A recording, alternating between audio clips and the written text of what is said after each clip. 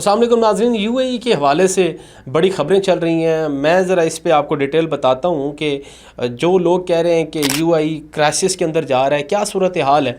सबसे पहले तो हमें समझने की ज़रूरत है कि यूएई के अंदर कितनी पॉपुलेशन है, ख़ास तौर पे हमारी एशिया की। अगर मैं आपको बताऊँ तो 15 से तकरीबन 18 लाख पाकिस्तानी वहाँ पर रहते हैं, 35 लाख तकरीबन हिंदुस्तानी वहाँ पर रहता है, 4 से 5 लाख ईरानी रहते हैं और 2 से 3 लाख वहाँ पर बंगाली भी रहते हैं।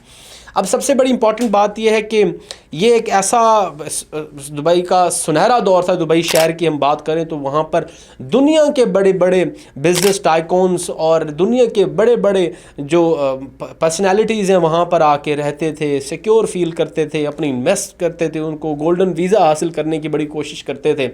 लेकिन राइट नो जो सिचुएशन बनी है ईरान वॉर के अंदर, जिस तरीके से वहाँ पर स्ट्राइक्स हुई, हमले हुए, उसके बाद दुबई के अंदर एक अफरा तफरी का मामला है। यूएई की इकॉनमी जो है वो इस वक्त क्राइसिस के अंदर है। उसकी वजूहात ये हैं कि इन्वेस्टर वहाँ से भाग रहा है, इन्वेस्टर अपने आप को सिक्योर नहीं समझ रहा।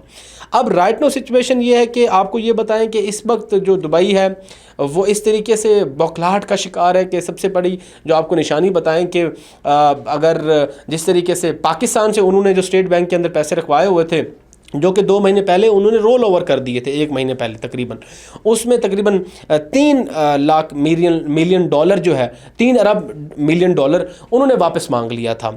लेकिन पाकिस्तान ने वो वापसी जो है मेरे ख्याल में कर दी हैं थ्रू, अगर हमने जो असिस्टेंस ली है वहाँ से सऊदी अरेबिया और कतर से।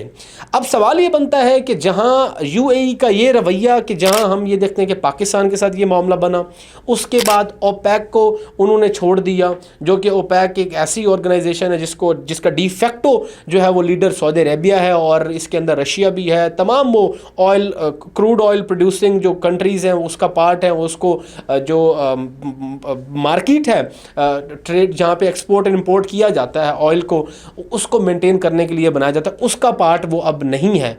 ठीक है, इसके साथ साथ हम माजी में देखा वो अब्राहम अकॉर्ड का हिस्सा बने। और मैं आपको ये बता दूँ, रिसेंटली जीसीसी का जो इजलास हुआ उसमें तमाम मिडल ईस्ट के ममालिक जो हैं, सरबराहान ममालिक वहाँ पर आए, लेकिन यूएई के वहाँ पर वज़ीर ख़ारजा है। अब इस वक्त ये बताया जा रहा है कि इज़राइल के साथ वो ऑन बोर्ड हैं, वो नहीं चाहते कि सीज़ फायर हो। अब ये तमाम तर मामलात के अंदर आप देखें कि मुस्तकबिल क्या बनेगा। अब मुस्तकबिल सऊदी अरबिया का अगर बात करें तो वो तो पाकिस्तान के साथ डिफेंस पैक्ट में है, वो अपने आप को मजबूत पोजीशन में रखे हुआ है। लेकिन यूएई की बात करें तो वो कुछ नज़र आता नहीं है, कोई उसकी स्टैंडिंग कोई समझ नहीं आ रही इस वक्त। और इस वक्त देखें कि हम गोल्ड की ही एग्जांपल ले लेते हैं। गोल्ड एक ऐसा, एक मेरे ख्याल में एक कमोडिटी है जिसका रेट दुबई से हैंडल होता था, और वहाँ पर जिस तरीके से उसकी स्मगलिंग होती है वो भी आबनाए हुर्मत से बंद है। तो हर तरफ से यूएई इस वक्त बंद हो चुका है, इन्वेस्टर नहीं आ रहा, इन्वेस्टर भाग रहा है। गोल्डन वीज़े के हवाले से अगर आपको बता दूं, जिसके बहुत सारी रिक्वायरमेंट्स होती थी और जो प्रॉपर्टी मॉर्गेज पे होती थी या ऑफ प्लान पे होती थी, उनको गोल्डन वीज़ा नहीं मिलता, लेकिन उसमें भी फ्लेक्सिबिलिटी देखने को मिली है। यूएई का सुनहरा दौर ख़त्म हो चुका है।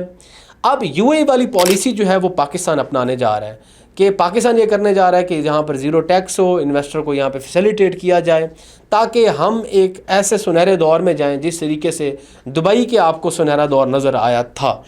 इसी हवाले से आपको फिर मज़ीद भी इंशाल्लाह आगाह करेंगे। मैं आपको थोड़ा बहुत बता दिया कि इस वक्त क्या सिचुएशन है राइट नो यूएई की, और मुस्लिम ममालिक के साथ बिल्कुल वो ऑन बोर्ड नहीं है। अब्राहम अकॉर्ड का हिस्सा बना हुआ है, इज़राइल का डायरेक्टली बिल वास्ता या बिला वास्ता कहूँ उनके साथ वो ऑन बोर्ड है, और ये जंग को मज़ीद एस्केलेट करना चाहता है, और मज़ीद इस पर इंशाल्लाह आपको बताएँगे। आज तक मुझे इजाज़त दीजिए अपने मेज़बान उमर शरीफ लगारी को। अल्लाह निगहबान, पाकिस्तान जिंदाबाद।